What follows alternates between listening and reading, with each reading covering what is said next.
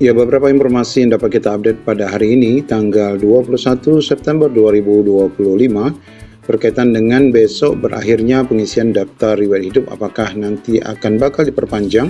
Karena kita ketahui banyak sekali daerah yang belum mengumumkan dan ada juga daerah yang belum selesai pengisian daftar hidup karena tombol ataupun isian DRH-nya sementara dihilangkan.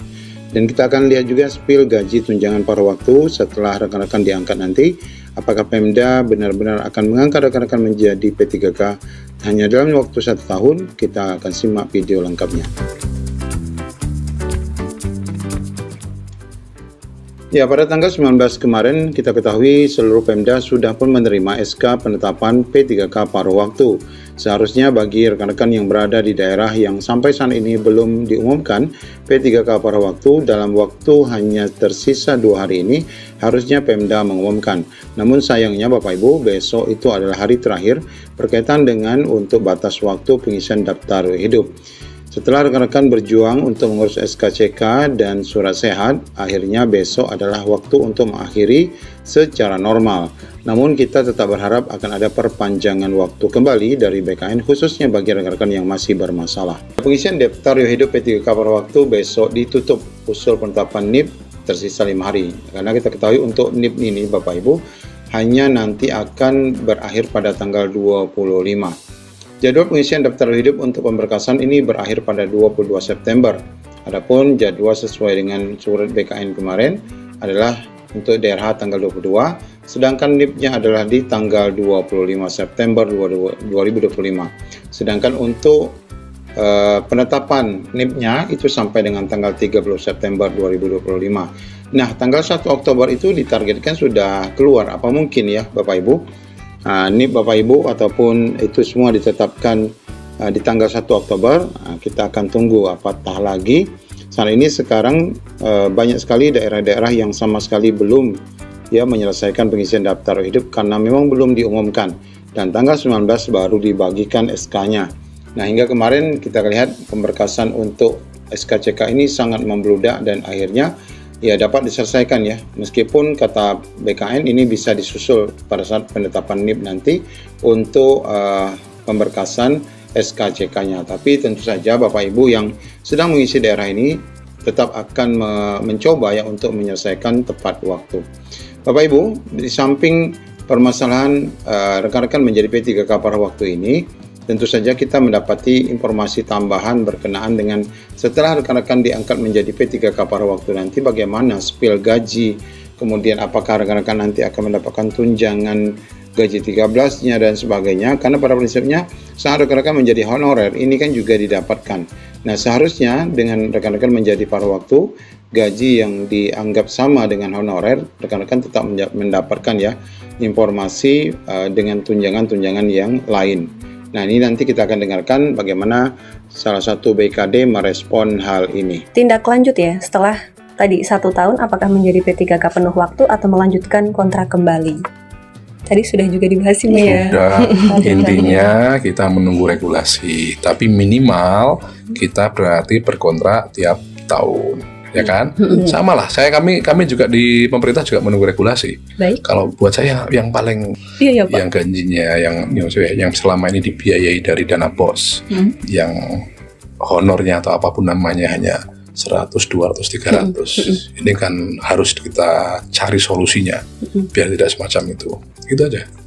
Oke, berarti untuk 1 tahun pertama ini ya Pak, itu untuk yang tenaga pendidik masih tetap dengan gaji yang segitu? Sementara masih, tapi ini kan menjadikan PR kami ya. Oke. Jadi saya pikir nanti di tahun kedua apa kita yang sama ya, kita pemerintah kan, kalau saya mikir kan juga nggak akan masa segitu sih. Iya, padahal kita sudah, pemerintah aja sudah menetapkan UMK kita di angka 2,5 atau 2,6 kan, ya harus.